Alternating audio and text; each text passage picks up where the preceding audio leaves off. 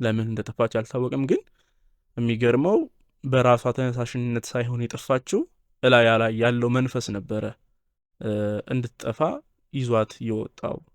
ሰዓቱም በጣም እጅግ የሚያስፈራ ሰዓት 1 ሰዓት ላይ ነበር። በጣም ጨላልሟል። እዛ ቦታ ላይ ደግሞ ጅብ በቃ እየገባ ሁላ የጸበል ዕቃ ሁላ እየቀደደ እያፈነዳ እየጠጣ ይሄዳል። እሱ ውሃነቱን ነው የሚፈልገው። ግን እንደዛ ያደርጋል ሁላ አይደለም። እዛ ጫካ ውስጥ ሆኖ አይደለም ግቢ ውስጥ ሁላ የሚገባበት ሰዓት አለ። እኛ ድምፅ እንሰማለን ሌሊት 3 ሰዓት አካባቢ ምናምን ለጸሎት ወደ ሴቶች አዳራሽ ስንሄድ ድምፅ እንሰማለን።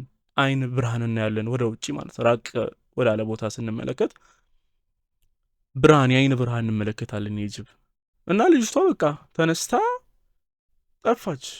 ወደ ጫካው ገብታለች። ምን ብላ ነበረ ምናምን ነገር ምን ሆና ነው ምናምን ሲባል ለካ መንፈሱ ላይ ያለው መንፈስ ጫካው እስካስገባዋት በኋላ ወደ ራሷ መልሼ ጅብ አስበላታለሁ ብሎ ነው ይዟት ይወጣ። በጣም ልጅቷ ቀጭን የምትባል አይነት ልጅ ናትና። ሰላም ጤና ይስጥልኝ፣ እንደምን አላችሁ? የዛሬው ታሪካችን የሚጀምረው ከገዳም በር ላይ ነው። ዓመተ ምህረቱም 2009 ላይ ነውና በዛ ዓመተ ምህረት በዚያሽ ቀን እኔ እዛ ቦታ ላይ ተገኝቼ ነበረ። የገዳሙ በር ላይ ማለት ነው። ገዳሙም አካኳ ቅድስት አርሴማ የምትባል ከእንጦጦ ማርያም ብዙም የማትርቅ ገዳም ናት። እና እኔ እዛ በር ላይ በደረስኩበት ሰዓት አብረውኝ የነበሩ ሰዎች ነበሩ። አብረውኝ የመጡ ሳይሆን ያው ከበር ላይ ተያይዘን እዛ በሩ ዋናው መግቢያ ጋር ላይ ሌላ በር አለው። ከዛ ደግሞ እታች ሌላ የገዳሙ በር አለ ማለት ነው። እና እዛ በር ላይ 2 ወጣቶች ሴቶች ናቸውና በጣም ኃይለኛ ሰላምታ ተለዋወጡ። ሰላም ተባባሉ፣ ተሳሳሙ፣ እንዴት ነሽ ተባባሉ። ከዛ ወደ ገዳሙ ገባን ማለት ነው። እነዛ ወጣቶች ሰላም ሲባባሉ የነበሩት ወጣቶች ናቸው ባለ ታሪኮቼ ማለት ነው። ከሁለቱ ደግሞ አንደኛዋ ናት ባለ ታሪኳ ማለት ነው። እንደዛ አይነት ሰላምታ ይቺ ከገባን በኋላ ከ2 ከ3 ቀን በኋላ አብሯቸው የነበሩ ሰዎች እንደማይተዋወቁ ሲያወሩ ሰማለሁ ማለት ነው። 2ቱ ሰዎች ሰላም ሲባባሉ የነበሩት ሲሳሳሙ የነበሩ ሰዎች ጭራሽ እንደማይተዋወቁ ታይቶም እንደማያውቁ ሰማው እና እኔ የተረዳሁት ምንድነው ምን አጋጠማቸው? ሰው ላይ እየቀለዱ ነው ላይምሰል ነው የሚል ነገር አይምሮ ላይ መጣ። ለካ ነገሩ ወደዚህ ነው። አንዷ ላይ ያለው መንፈስ ሌላኛው ላይ አለ። ስለዚህ ሰላም ሲባባሉ ሲተዋወቁ ሲሳሳሙ የነበሩት 2ቱ መንፈሶች ነበሩ። ልጆቹ አይተዋወቁም ጭራሽ፣ ተያይተውም ጭራሽ በህይወት አጋጣሚ ተያይተው ጭራሽ አያውቁም ነበር። እና ሰላም ተባባሉ ሲባል ለእኔ አዲስ ሀሳብ ነው ወደ አይምሮ የገባው ማለት ነው። አይቼ የማላውቀው ነገር ነው እንደዚህ አይነት ነገር እና በጣም ግራ ተጋባው። እንዲህ ያለ ነገር አለ እንዴ ምናምን ብዬ ብቻ ያንን ቀን አለፍኩት። ያው ቀጠልን መጸበላችንንም እና ከ2 ከ3ኛው ቀን በኋላ እንደነገርኳችሁ በሁለተኛው ቀን ይሄን ሰማው። በ3ኛው ቀን በ4ኛው ቀን ልጅቷ ትጠፋለች፣ ድንገት ትጠፋለች። ይሄን የምሰማው እኛ አንደኛዋ ልጅ ማለት ነው ከእነሱ የእነሱ የሴቶችና የወንዶች አዳራሽ የተለያየ ነው እና እንደ ድንገት ድምፅ የሰማሁት እኛ አዳራሻችን ጎን ሆኖ ሲያወሩ ስለነበረ እባካችሁ አፋልጉን የሚል አይነት ድምፅ ነበረ ስንሰማ የነበረው እና በጣም ብዙ ጸበልተኛ ወጣ ከአዳራሹ። ከዛ ምን ተፈጠረ ምን ሆናችሁ ነው ምናምን ነገር ተባለና ያው ቤተሰቦቻቸውን ስለምናውቅ እገሊት እኮ ጠፋች ምናምን ነገር ሲባል ገብቶናል ማን እንደጠፋ። ለምን ጠፋች ምን ሆና ጠፋች የሚል ጥያቄ መጣ። ከዛ በኋላ አልታወቀም፣ ለምን እንደጠፋች አልታወቀም። ግን የሚገርመው በራሷ ተነሳሽነት ሳይሆን የጠፋችው እላያ ላይ ያለው መንፈስ ነበረ እንድትጠፋ ይዟት የወጣው። ሰዓቱም በጣም እጅግ የሚያስፈራ ሰዓት 1 ሰዓት ላይ ነበር። በጣም ጨላልሟል። እዛ ቦታ ላይ ደግሞ ጅብ በቃ እየገባ ሁላ የጸበል ዕቃ ሁላ እየቀደደ እያፈነዳ እየጠጣ ይሄዳል። እሱ ውሃነቱን ነው የሚፈልገው። ግን እንደዛ ያደርጋል ሁላ አይደለም። እዛ ጫካ ውስጥ ሆኖ አይደለም ግቢ ውስጥ ሁላ የሚገባበት ሰዓት አለ። እኛ ድምፅ እንሰማለን ሌሊት 3 ሰዓት አካባቢ ምናምን ለጸሎት ወደ ሴቶች አዳራሽ ስንሄድ ድምፅ እንሰማለን። አይን ብርሃን እናያለን ወደ ውጭ ማለት ራቅ ወዳለ ቦታ ስንመለከት ብርሃን የአይን ብርሃን እንመለከታለን የጅብ እና ልጅቷ በቃ ተነስታ ጠፋች፣ ወደ ጫካው ገብታለች። ምን ብላ ነበረ ምናምን ነገር ምን ሆና ነው ምናምን ሲባል ለካ መንፈሱ ላይ ያለው መንፈስ ጫካው እስካስገባዋት በኋላ ወደ ራሷ መልሼ ጅብ አስበላታለሁ ብሎ ነው ይዟት ይወጣ። በጣም ልጅቷ ቀጭን የምትበላ አይነት ልጅ ናትና ሮጠች። በቃ ሮጠች፣ በቃ ራሷን አታውቅም። ስትሮጥ ሮጠች።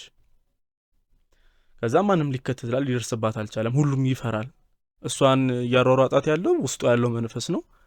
ማንም ደፍሮ አብሯት የሚከተላት የለም እና በጣም በቃ ተደናገጡ ቤተሰቦቿ። እና ባካችሁ ግማሾቻችሁ ጸልዩ፣ ግማሾቻችሁ በቃ ፍለጋ እንውጣ ተባለ። እዛ የተወሰነው ወደ ጸሎት፣ የተወሰኑት ደግሞ እሷን ፍለጋ ወደ ጫካው ገቡ ማለት ነው። ጫካው እንደምታስቡት በጣም ይሄ ትንሽ ጫካ አይደለም እና በጣም ሰፊ ነው። ያው የእንጦጦን አካባቢ ያለውን ጫካ መቼም የሚያውቅ ያውቀዋልና እዛ ወደ ፍለጋ ተገባ። መብራት ይዘዋል። እግዚኦ በሉ እናንተ፣ እኛ እዚህ እንፈልጋታለን፣ ጸልዩ ወደ አምላካችሁ አሉ። ገቡ፣ ፈላጊዎች ገቡ። ከብዙ ሰዓትና ደቂቃ በኋላ ልጅቷን ይዘዋት መጡ እና በጣም ተገረምን እኛ። ምንድን ነው የተፈጠረው ነገር? እንዴት ተገኘች እዛ ቦታ ላይ? በቃ እኛ ተስፋ ቆርጠናል። ጀስት በቃ እግዚአብሔር የሚያደርገውን ያድርግ ብለን ነው ጸሎት ስናደርግ ነበረው።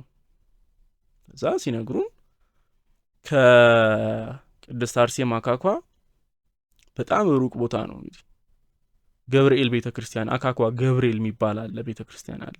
በጣም ሩቅ ነው መንገዱ ሁላ። ከዛ በቀን ራሱ ለብቻ ለመሄድ በጣም ያስጠላል ቦታው ማለት ነው። ክረምት ነው ጊዜው እና ጭቃ አለው፣ ውሃ አለው፣ ወንዝ አለ፣ የሚያልፉ ትናንሽ ጅረቶች አሉ። ያን ሁላ አቋርጣ ነው እሷ ልጅቷ ቅዱስ ገብርኤል ተገኘችውና ያዝቶ ያስወጣት የነበረው መንፈስ በቃ በእግዚአብሔር ረዳትነት ምንም ማድረግ ስለማይችል ይዟት ሄደ ቅዱስ ገብርኤል ማለት ነው። ከዛም አንድ መነኩሲት አሉ፣ እሳቸው ጋር ቁጭ ብላ ሻይ ስትጠጣ ነበር ያገኟት። ቁጭ ብላ ሻይ ስትጠጣ አገኟት። በጣም ደስ አላቸው ሰዎቹ። ራሱ እሱን ገምተው መሄዳቸው ራሱ አንድ ሌላ የእግዚአብሔር ድንቅ ስራ ነውና ልጅቷ በሰላም ምንም ሳትሆን ተገኘች። ጠላት እንደዛተው ሳይሆን እግዚአብሔር እንደፈቀደው ልጅቷ ምንም ሳትሆን ለትምህርት የሆናት ዘንድ ያ ነገር ሆነ እና ለምንድን ነው እንደዚህ የሆነው? እንዴት የዚህን ያክል ስልጣን አግኝቶ ወጣ? ይዞሽ ወጣ? አጠገቧ የነበሩ ሰዎች የምትናገረውን የምትለፈልፈውን ይሰሙ ስለነበረ ጠየቅናቸው። ምን ሆና ነው እቺ ልጅ እንደዚህ የዚህን ያክል የሰለጠነባት ብለን ጠየቅ እና የቅድስት አርሴማን ገዳም እንደምታውቁት ስርዓት አላት፣ የራሷ የሆነ ስርዓት አላት። አመጋገቧ፣ አኗኗሯ ኢቭን ወሬ እንኳን የማይፈቀድባት ቦታ ናት እና በጣም ብዙ ልጅቷ ብዙ ስርዓቶችን ትጥስ እንደነበር እዛ የገባችው ለሱባኤ ነው፣ ለመጾም ነው፣ ለመጸለይ ነው። ነገር ግን ተግባር ቤት እየገባች ለካህናቱ ምግብ እናዘጋጃለን በሚል ምክንያት ትበላ ነበረ።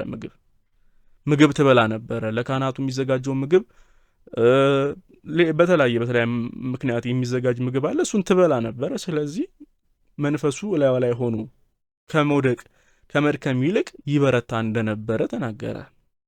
አትጾምም ልጅቷ፣ አትጸልይም። ስለዚህ እኔ በረታሁኝ፣ ስለዚህ ይህን ነገር አመጣሁ ብሎ ተናገረ ማለት ነው። ሰብስክራይብ ማድረጋችሁን እንዳትረሱ እና ክርስቶስ በወንጌል እንደተናገረው የምታስታውሱ ከሆነ ይህ መንፈስ ከጾምና ከጸሎት ውጪ እንደማይወጣ ለሐዋርያቱ ሲነግራቸው ነበርና ጾምና ጸሎት ምን ያክል መንፈስን እንደሚያደክም በደንብ የተረዳሁት በቃ በአካል በስነ ስርዓት በወንጌል አይደለም በስነ ስርዓት በተግባር ያን ቀን የተረዳውበት ቀን ነውና ልጅቷ ከዛ በኋላ እንደተስተካከለች ተስፋ አድርጋለሁ። ሌላ የሰማሁት ምንም ነገር ስለሌለ ማለት ነውና ብዙ ጊዜ ክርስቲያኖች ቸልተኞች ነን። በእንዲህ አይነት ነገር አይመስለንም።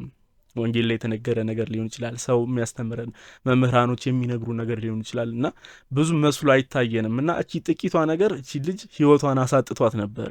እግዚአብሔር ቸር አምላክ ስለሆነ ሊያስተምረን ስለሚፈልግ በዚህ ልጅ አድሮ ነገረን ማለት ነው። ስለዚህ ጾም ምን ያክል ጥቅም እንዳለው አቅም እንዳለው እኔ በጣም ለዘላለም እቺ ልጅ ምስክር ሆናኛለች ማለት ነው። እና ከነገርኳችሁ ታሪክ ትምህርት እንደወሰዳችሁ ተስፋ አደርጋለሁ። እና በዚህ አጋጣሚ የእናንተም ታሪክ ያስተምራል፣ ይወቅሳል፣ ይመክራል ብላችሁ የምታስቡ ከሆነ እኔ ልታወሩኝ ትችላላችሁ። አጠር ባለ መልኩ ለሰዎች በሚገባ መልኩ እኔ እተርከዋለሁ ማለት ነው። እና ማውራት የምትፈልጉ እኔን ካላችሁ ስልኬ ወይም ደግሞ የቴሌግራም ሊንኬ ዲስክሪፕሽን ቦክስ ላይ አስቀምጥላችኋለሁ። ከዛ ወስዳችሁ ልታወሩኝ ትችላላችሁ። ቴሌግራም ሊንክ አለ፣ በሱ ልታወሩኝ ትችላላችሁ። ቤተሰብ መሆናችሁንም እንዳትረሱ። አመሰግናለሁ።